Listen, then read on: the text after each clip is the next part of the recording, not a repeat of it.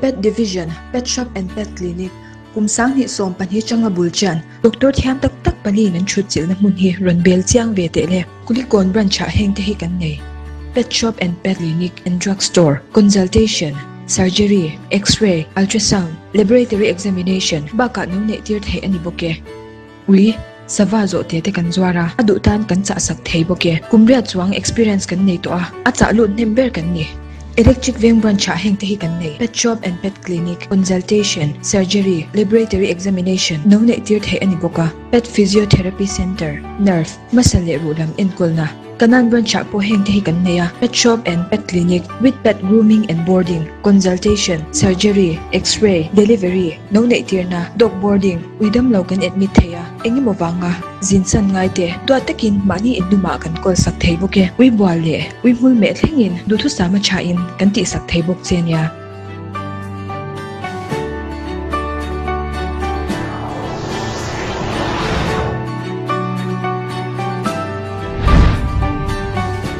The Pet Division.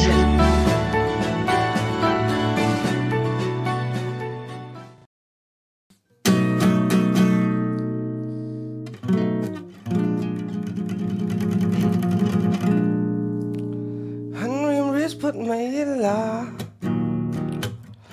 min lo du ve miel ma na te hiente ve la la la la la la la la la la la. The Green Box Music Challenge in clear me kani ama show AAvora Records ho in min lo chau chuak ve a hemi challenge ti tur hian min thei patop karan chu ve do ni ke ni Jeff and Empy kan ni a ke Jeff a ni hi Empy a chuan hemi challenge a hian hemi chunga hian I po fu ama chumi chu po fu chu topic kan ni ta chuan nge mi hi heta hian po fu am chuan fu tia hetlai atang hian random in kan la chuak don ni chu topic than than khan nei ni ome chu da tang chuan a topic kha kan thianga chuan hemi box string chunga mi hi thil chi sang sang ta chumi chu instrument anga man tur ani a nge om po on la selem lo a chuan chu tiang ho chu let's pause for velin ta hian la zia tur ni ome roi an en le hian ama lo ti to ho te an jian te om noi ni hei handwriting chelom rap thai chenok nok mi ai en chen no hei tiang te ni professional lo lut tok te chuma kan ti ve ngai ni ome chuan hei instrument pakhat a hnuai guitar om bok hemi kan man tel tur me chop so sak boka min lom hla ni start ti la kan ti theng sumo tero ngoro tan masak don tur su mi tro thing don ni na ti ti da tu nge nang ma pat chuak la drum roll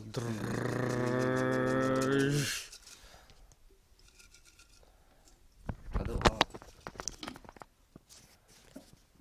nimin chu ni chu kan topic chuan tingen yang hem yang phor chok phor don mi yang phorila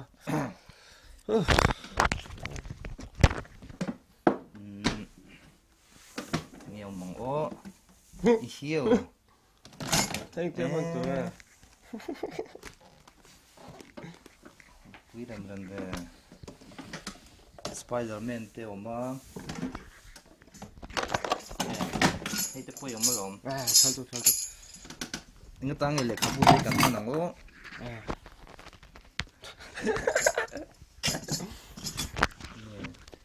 zai kan lak so the du zat ni to pe ni zo hey hindi hian rice shaker I du di kan sang ro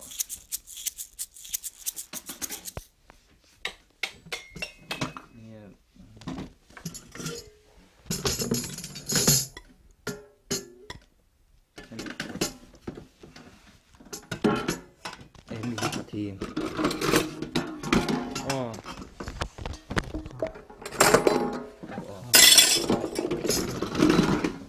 nhìn anh gì đâu thấy có gặp bom luôn Spider-Man Chuan kan tu to pi khai ha hủ tỏ cho là sạch đó rồi nó nimin chu nimin chu nimin là anh chị le cái chu darbu hi an manga wai me khoang buộc này anh nghe nắng cái thần Jeff cà phê rồi để xong cua rồi ô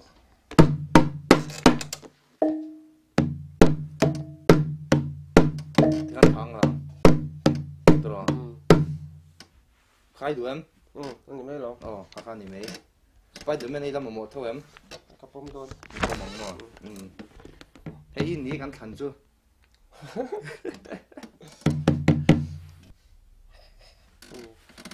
có cái lẩu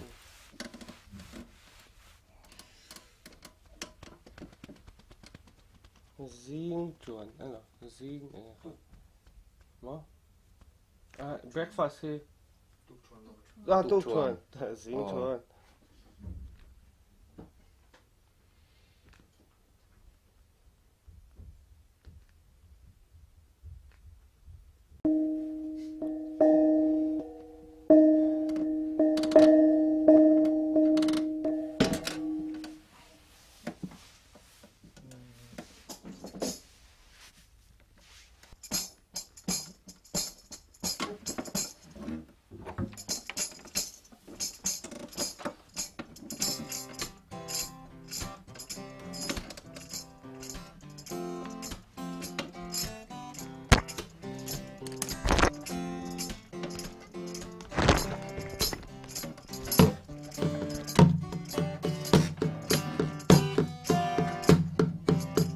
xin đó người chắc thì thay vì gần rồi phần nào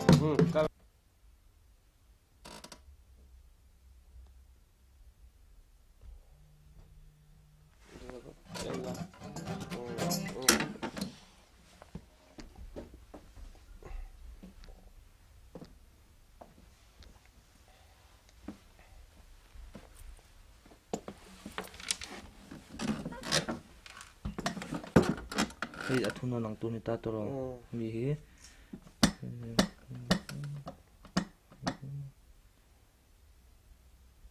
etlai hian mo thu om to vak lovin 2-3 line en lo repeat arang chi khan en lo ro closer amo mi eta lu ngai to khar lovin yamem mi dule mi second verse ni samo first chorus second verse trong coi thử rồi chúng mới có hai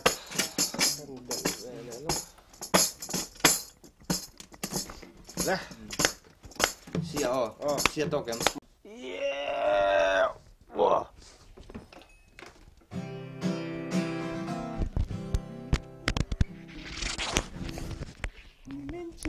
thật chia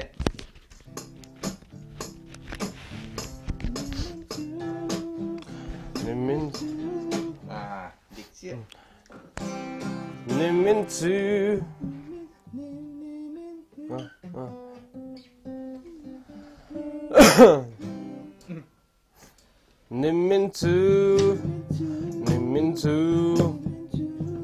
ang ai te bokin ka tlai le peke Nimin tu valung lenga ka tlai le peke hurra thế này nghe đi nghe đi ra rồi sao không phải mình đi cho mình tìm đủ chứ ấy cuốn tôm đi cuốn chảy xuống tôm nghe chỉ bị cái gì sai á ai đi thật quang bùi chứ mà anh sang thế gì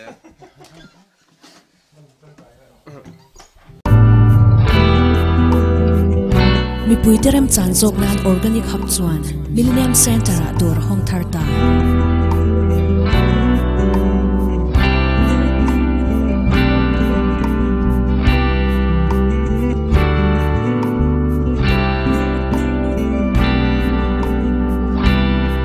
hen 24 mantra organic products a tur chi sang sang Jolly Molly pickle le masala chi sang sang. Power washing detergent, wet tex adult diaper at hian distributor kan ni a. Heng hau mai ba ka hian eile intur chi sang sang le in chung mamo chi sang sang te kan kol tel boke.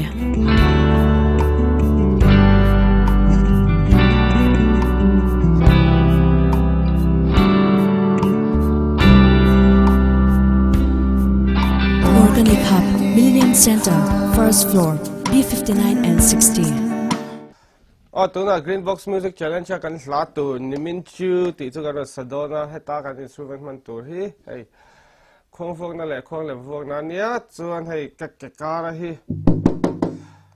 ka da khong te le khabu le jar le khabu thoin steka chuan heta yan dar bu hi man ve so pain la notepad da chan na tur tan ka da chuan MP nang enge man don chú hay holo guitar ni mea chuan za hey te hi tambourine en so be bok nga tian to be tur ni Ladies and gentlemen, this is Nimin Chu. 1, 2, 3, 4. Và chuyện nát thấu về thì lâu vã là Nimin Chu cái thấu lại lệ bê kê Tục thuần bát man lâu lệ bê kín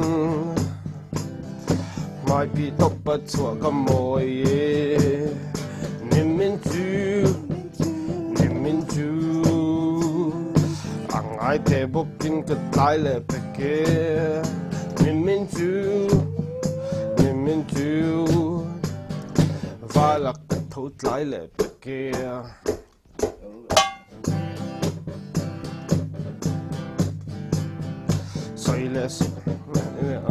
One, two, three. Say no gate one more em mai hi. Bu si thi na len bo mai ang hian. Don ti say tur mai at tan mo. Mai phi top bak ka chu le mai le. Nimin Chu. Ang ai te bokin kat lai le peke. Nimin Chu Và lung lên ở cất lái lệ bạch kia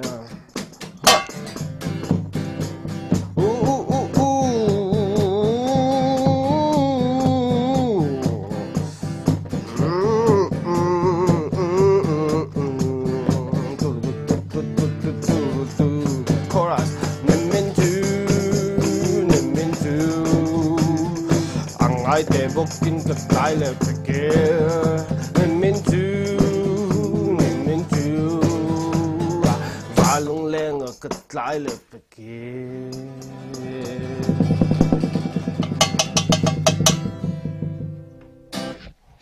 Thank you Bye bye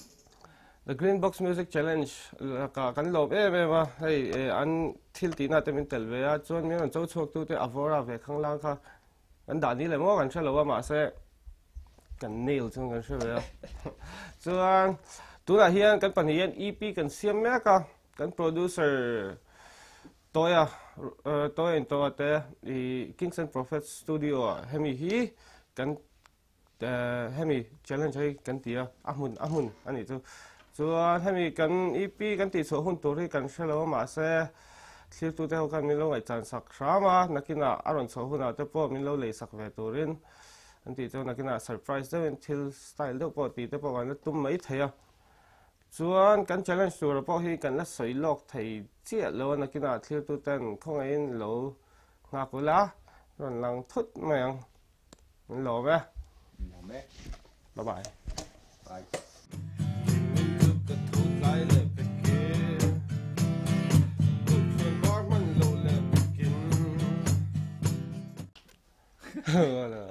Hả? Thấy gì? Anh tính anh khâu open đang tắc kìa nào. Hola, cho cái điều đó. Hola. chỉ bây vác là Green Box Music Challenge với khán giả chứ